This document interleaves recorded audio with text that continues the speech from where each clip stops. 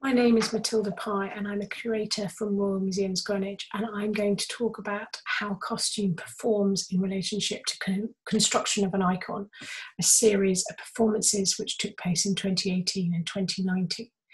The performances were created with Christopher Green, an artist who continually works in dissolving the relationship between the performer and the audience. It's always entertaining. It's usually deeply complex, and this was no different. One of the things that were really, really specific about this performance were the costume, the spaces and places in which the three performances took place, and the audiences and the different people and the different levels by which they encountered, were involved with, or just saw the performance. It's called Construction of an Icon. It's also very much about deconstruction. Both are happening within the performance. The costume was constructed by Bronya Arkuszewska and Oliver Kronk, and we worked with students from the London College of Fashion, from the Courtauld Institute, and many other hands who became involved, particularly Ruth Watkins. This is a performance which is basically in two parts, and the first part is all about the dressing and the construction of the iconic Queen Elizabeth I.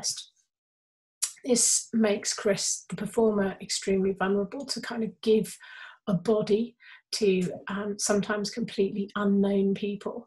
And to hand over that power, it's a very intimate moment. A lot of care is involved, but it's something that we shared publicly in different ways.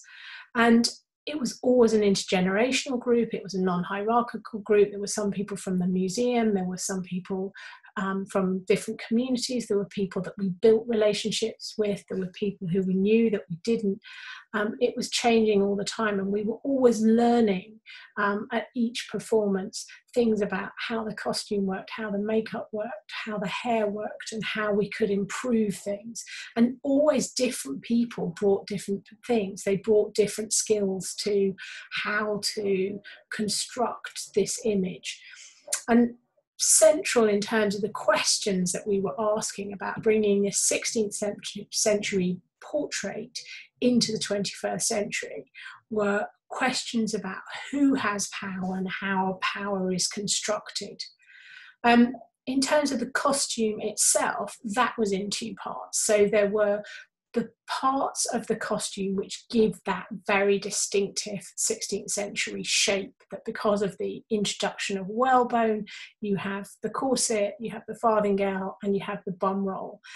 We did it in red because the colour is symbolic and relates to the humours, but it also is this way of highlighting and scoring and showing how the body is literally being transformed into this other shape. And that was something for the people watching and the people doing the dressing to really emphasize. The outer garments were made of modern materials. They were made of scuba diving fabric, and they were designed for the performer to perform in these different spaces, and that silhouette was more being seen as the body moved and as the body moved through space, that it was creating a very particular image. So this idea of constructing the Queen in this way is rooted in history, that Elizabeth was a monarch who saw herself as the mother of the nation, and she wanted to see and be seen by her people.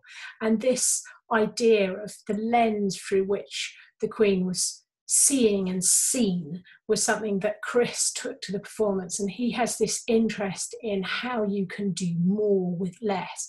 So he was often mostly very, very silent. He was physically engaging with people, and they were engaging with this person. It wasn't about conversations. That was different when we were doing the dressing, but once we were out sort of in public where nobody was expecting to find the Queen, it was about what they saw in this person. So if here we are outside the Queen's House in Greenwich in a World Heritage Site. So finding a queen, if you're a bunch of Argentinian tourists, is not that unusual.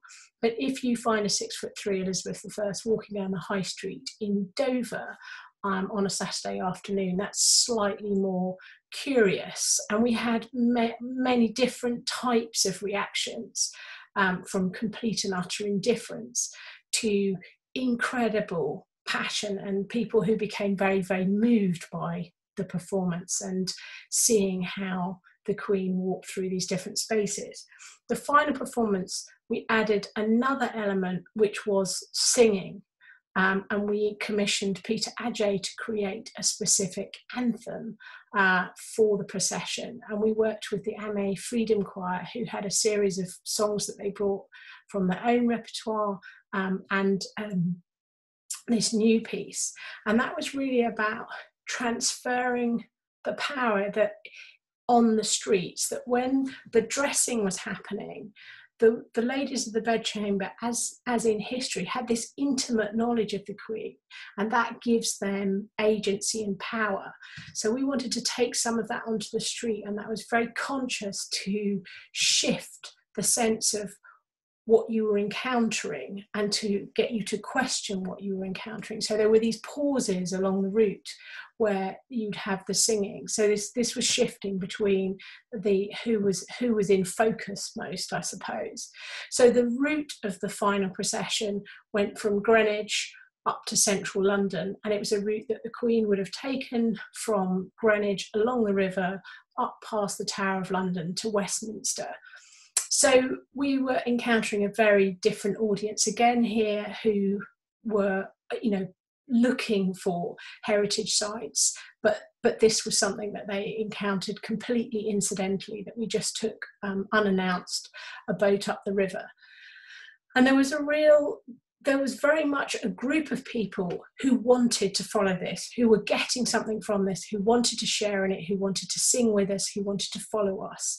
There was this shift in what was care. So behind the Queen is one of the visitor experience team, who would usually be looking after the painting in situ in the museum, but is here on the streets caring for the Queen. This was happening at a very particular moment. The 12th of April 2019 was when England was supposed to leave the European Union. We were acutely aware of all of the colonial buildings, statues, and the roots of empire that are implicit in that painting, and what did this mean? So we captured from people who joined us, for long periods of time along the procession or in the dressing, to tell us what it meant for them to be part of this. It had very specific meanings for Chris as a performer, and he was focused on this problematic gender fluid queer appropriation of royalty to disrupt what power was. So that's a tiny little intro, and please look up all of the costume designers and the performer and the photographer, and thank you very much indeed.